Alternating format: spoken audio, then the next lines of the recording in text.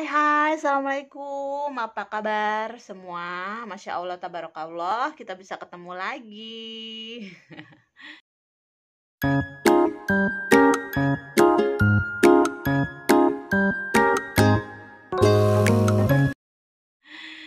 Jadi teman-teman, lama banget aku nggak ngevlog lagi. Sebenarnya aku udah bikin video, tapi kadang juga males juga, nggak ngerti di bulan Juli ini males banget ngedit. Dan kadang ada momen apa gitu aku males banget, lebih ke menikmati momen itu. Jadi gitu. Jadi males banget rasanya. Jadi aku belum upload video di YouTube lagi. Nah, tapi ini kabarnya kurang baik ya, karena aku dan keluarga sedang isoman. Jadi sejak tanggal 20 Juli ini dimulai dari anak-anak dulu sih, mereka tuh sakit dulu gitu. Aku memang nggak swab mereka karena aku pikir cuman demam biasa gitu. Nah, ternyata suami pas berangkat di Jawa Timur itu sebelum mulai bekerja itu di PCR dan ternyata positif. Nah, posisi itu aku juga lagi sakit di Jakarta ya. Jadi ya udah pasti nih aku juga positif gitu. Akhirnya aku swab PCR dan ternyata positif.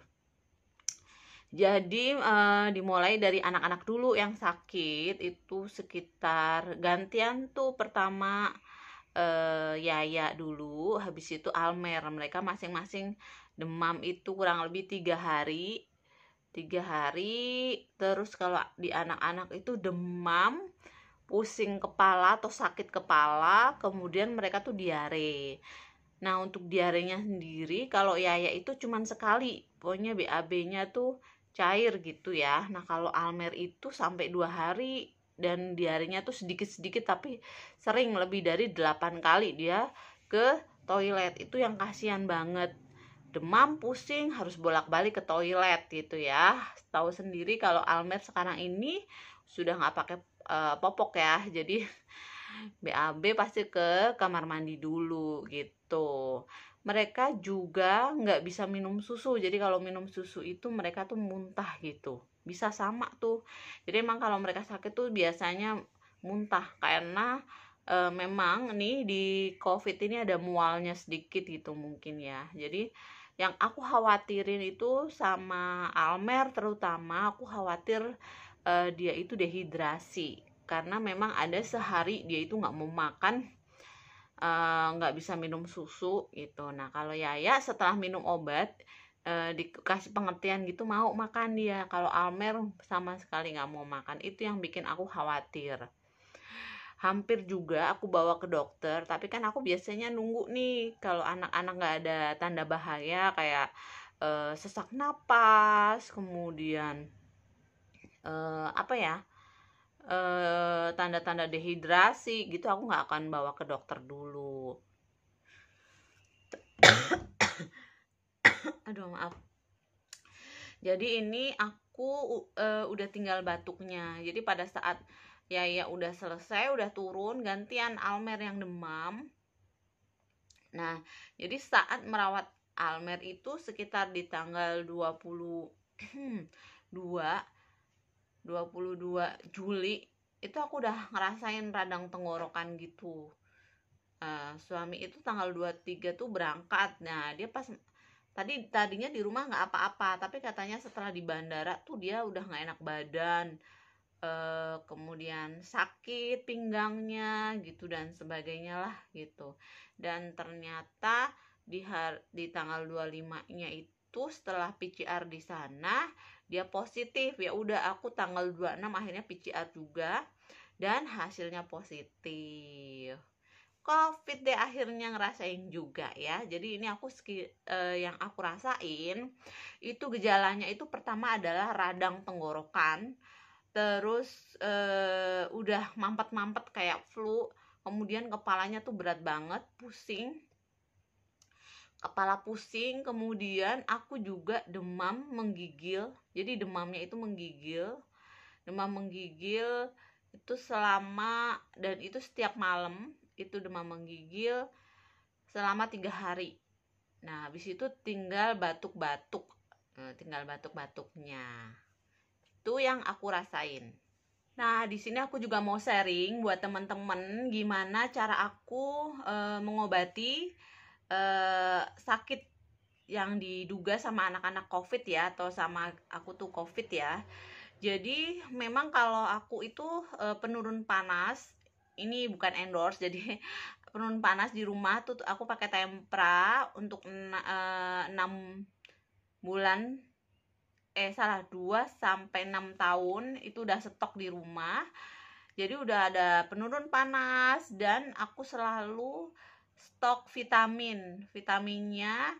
Aku pakai, kalau yang tablet itu pakai Fitcom, dan yang diminum itu pakai Stimuno. Nah, anak-anak tuh suka banget Stimuno yang rasa anggur. Nah, ini bukan endorse, tapi mudah-mudahan ada endorse nantinya.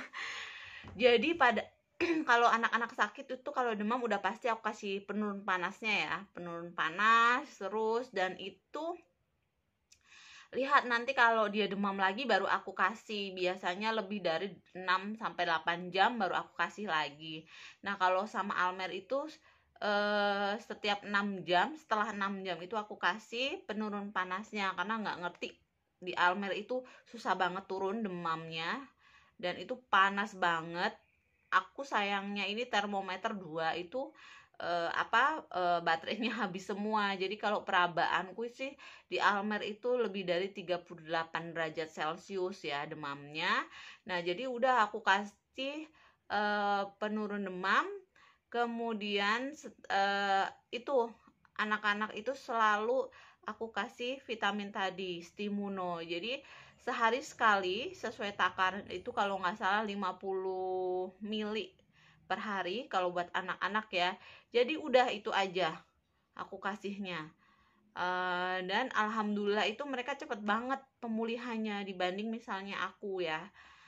Jadi pokoknya itu nonstop vitaminnya. Dia itu mereka memang suka minum sih hari-hari juga, terutama pas sakit itu setiap hari minum vitaminnya. Jadi kebantu banget untuk pemulihan imunitasnya ya. Jadi imunitasnya kuat, jadi mungkin melawan virusnya juga lebih kuat lagi gitu. Nah, terus aku pun sempet tuh, karena aku udah kehabisan vitamin, jadi aku minum sisanya mereka juga nih. Mereka udah sehat, kemudian ada sisa Stimunonya aku minum juga gitu. Itu kalau pada anak-anak, dan alhamdulillah mereka sembuh gitu. Nah, kalau mereka juga ada loh keluhan ya, yaitu napasnya, hidungnya mampet gitu. Paling aku tinggiin aja tidurnya dengan 2 bantal gitu. Nah, itu baru dia bisa tidur biasanya gitu. Nah, gimana kalau pada dewasa? Nah, teman-teman jangan khawatir ya sekarang kalau kalian harus isoman dan terpapar COVID. Jadi, kalau sudah melakukan nanti namanya PCR, nanti akan dikonfirmasi dari labnya itu langsung ngelink ke Peduli Lindungi. Nah, aku setelah pagi-pagi itu, jadi siangnya itu aku swab. Nah, pagi hari itu aku dapet WA dari Kemenkes RI. Kemudian di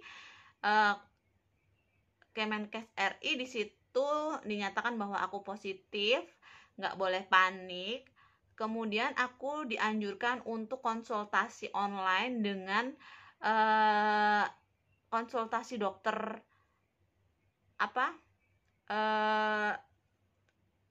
online gitu loh ya. Kan ada nih providernya, kayak misalnya Halodoc, kemudian Good Doctor, kemudian dokter link sehat apa. Nah, jadi itu kita akan terhubung dengan dokter, dan kita bisa berkonsultasi online nanti sampai ditanya keluhan dan sudah minum obat apa aja gitu ya.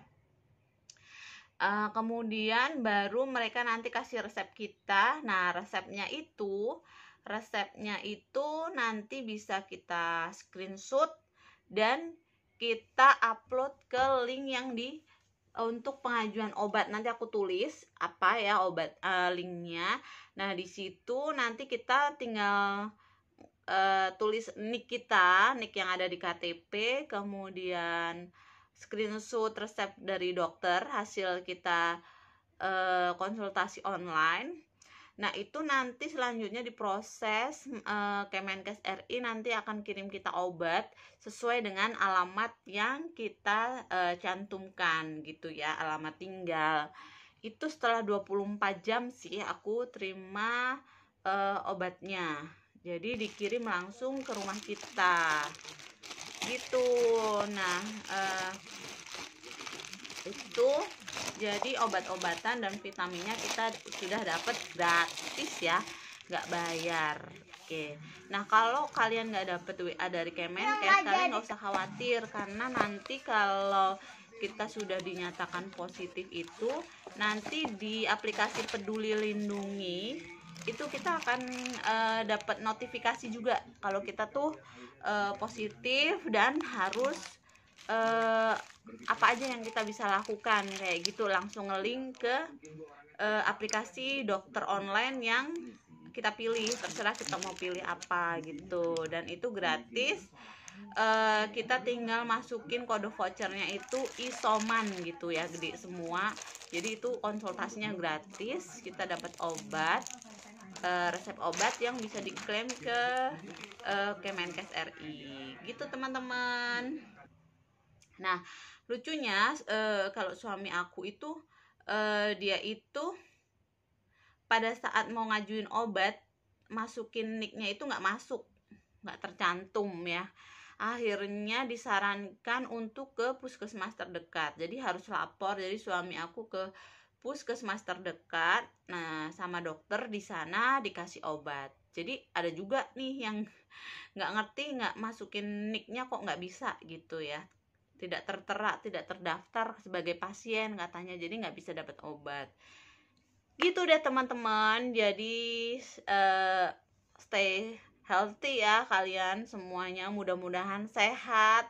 Di sini aku juga mau bilang terima kasih buat teman-teman yang sudah support via WA, via DM, kemudian yang sudah support juga, yang udah kirim-kirim makanan. Terima kasih buat teman dan saudara-saudara aku, membantu banget ya.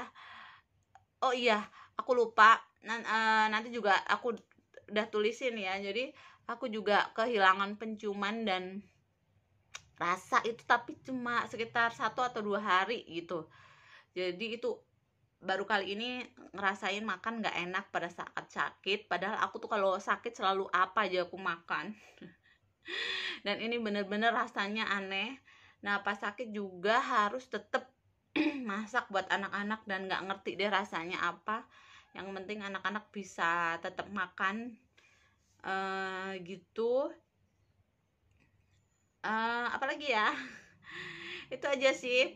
Yang jelas kalau lagi sakit ini tuh pengennya kalau flu tuh yang seger-seger ya, yang berkuah, panas gitu.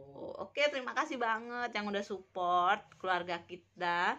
Nah ini aku isoman sampai tanggal 6 Juli, kalau suami sampai tanggal 4 Juli gitu. Nanti baru aku mau swab PCR lagi. Oke teman-teman, itu aja sharing isoman aku yang terpapar COVID-19. Terima kasih sudah menonton video ini. Mohon doanya. Bye-bye.